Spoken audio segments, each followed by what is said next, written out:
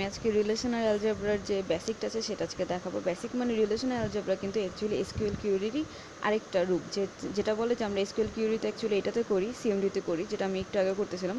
তো যাই হোক, তো এখন আমরা এসকিউএল কিউরি না জানলে কিন্তু রিলেশনাল অ্যালজেব্রা জানা যাবে না।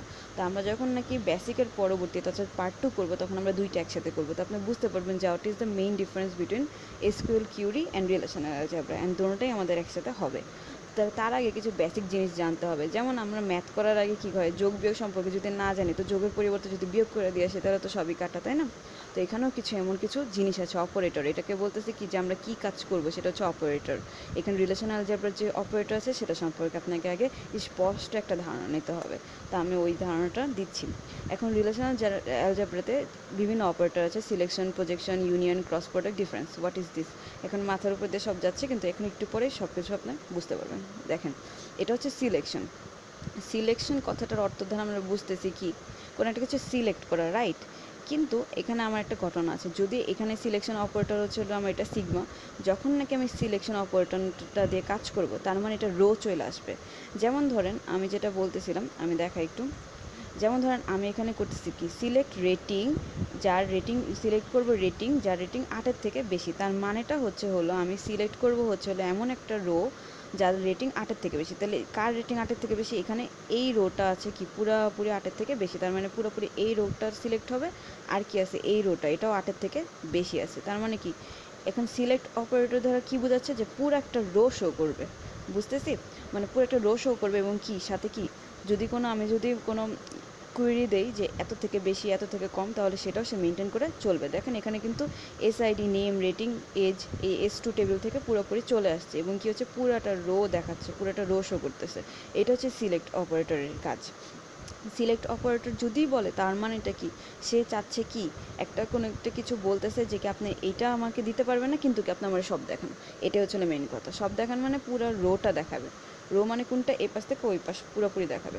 আচ্ছা, এখন প্রজেকশনটা কি? প্রজেকশনটা আমরা অ্যাকচুয়ালি পাই দ্বারা ইন্ডিকেট করি। প্রজেকশন হচ্ছে সিলেকশনের উল্টা। কখনো প্রজেকশন আর সিলেকশন সেমভাবে নেবেন না। প্রজেকশন হচ্ছে আমি কলাম ডিফাইন করব, তার মানে আগে আমি রো বের করতাম, এখন আমাকে কলাম বের করতে হবে। যদি বলে projection edge is equal to edge দেখো S2 থেকে, তার মানে এখানে আমাকে যেটা করতে হবে, আমাকে এজটা শো করতে হবে। তো এজটা শো করতে হবে যে মানেটা হচ্ছিল আমি এজের যে কলামটা আছে সেটা শো করবে। এখন ভালো করে দেখেন, এখানে এজের শোতে মাত্র 2টা ভ্যালু, আর এখানে 4টা। কেন এরকম হলো? কারণ হচ্ছে প্রজেকশনের একটা main important, very very important reason for projection is যে প্রজেকশনের ডাবল যেগুলো আছে, অর্থাৎ সেম যে জিনিসগুলো আছে সেগুলো বারে বারে রিপিট হয় না। তার মানে প্রজেকশনে যে 35.5, এখানে 35.5, এখানে 35, এখানে 35.5, কিন্তু প্রজেকশনে শুধু একটাই নেবে, ইউনিক ভ্যালু নেবে। তো প্রজেকশন নেওয়ার একটা মূল কারণটা হচ্ছে, এটা যদি ইউনিক কেউ চায় তাহলে প্রজেকশন ইউজ করতে পারবে।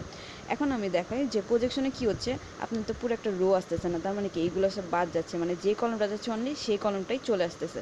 তার মানে কি প্রজেকশনে কিন্তু আমরা বুঝতে পারতেছেন এটা কার এজ আসছে। তো এটাও কিন্তু একটা বড় একটা কী বলে কোশ্চেন হতে পারে, যে প্রজেকশনের মাধ্যমে আমরা শুধুমাত্র কলাম ডিফাইন করতে পারি, কিন্তু কী বলে রো না।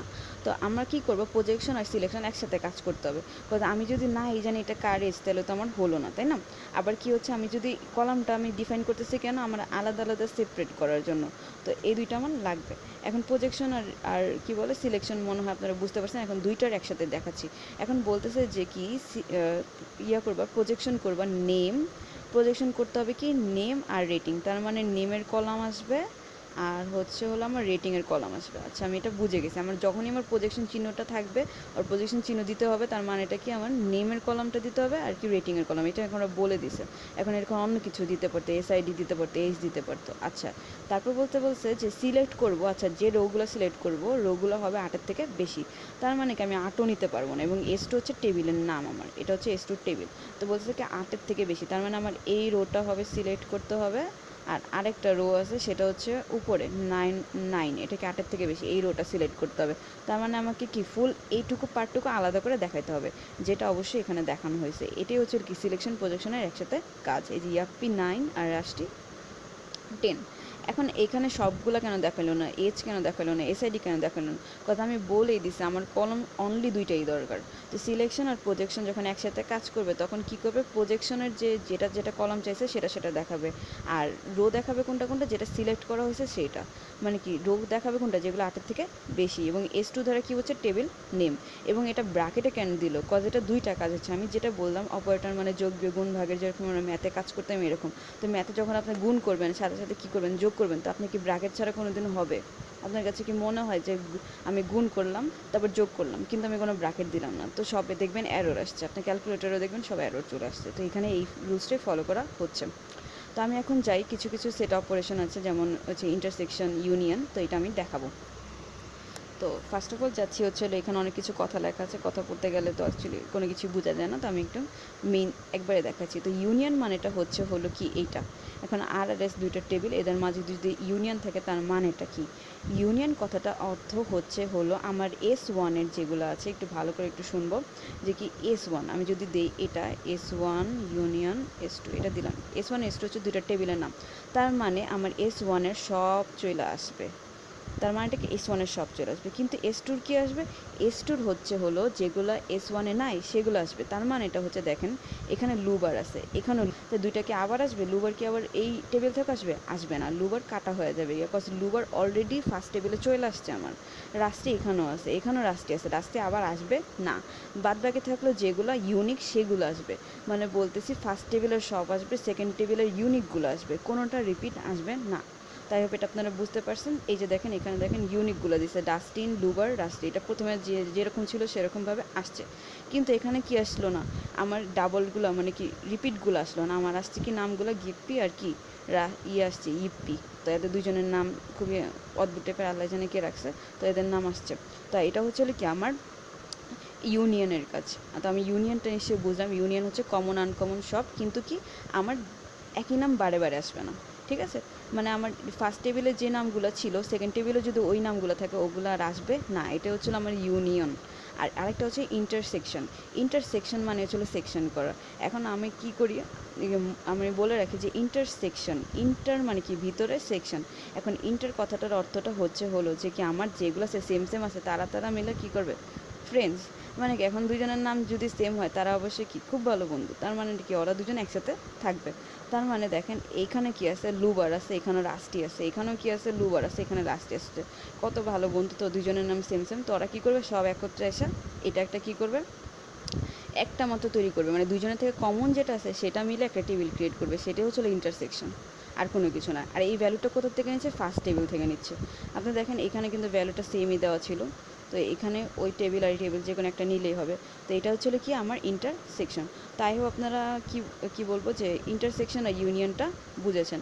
তা আমি এখন যাব আরেকটাতে, সেটা হলো যে কি অপারেটর ডিফারেন্স মানে কি আর বাদ এস, এটাকে আমি বাদ বলি, তো আপনারা বিয়োগ বলতে পারেন, মাইনাস বলতে পারেন, হোয়াট এভার। তো আমি ত্রিকোণমিতিতে অ্যাকচুয়ালি এটা এইভাবেই শিখছিলাম, ত্রিকোণমিতিতে না সরি, ইন্টার লেভেলে কোনো একটা টাইমে লিখছিলাম। তো যাই হোক, তো এখানে বলতেছে যখন নাকি আমি S1 বাদ S2 করব, তার মানেটা হলো যে যেগুলা কমন ছিল, তার মানে এই লুবারও এখানে ছিল, রাষ্ট্রীয় এখানে ছিল, এখানেও লুবার আছে, এখানেও রাষ্ট্রীয় আছে, তার মানে এরা দুজনই বাদ যাবে।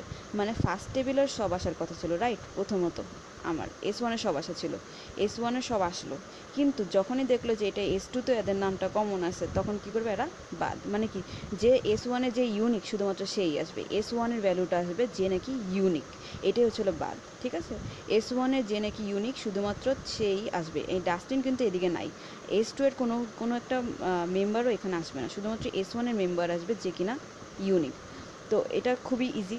তো আই হোপ আপনার বেসিকটা বুঝতে পারছেন, কজ যখন নাকি আমরা ক্রস প্রোডাক্ট করবো অথবা ডিসজয়েন্টটা করবো নেক্সট ভিডিওতে, তো আপনারা এই অপারেশনগুলো লাগবে, কজ আমরা যখন এসকিউএল কিউরিটা নিয়ে আলোচনা করবো, যখন আপনি যদি বেসিকে যদি না পারেন তাহলে কিন্তু হবে না।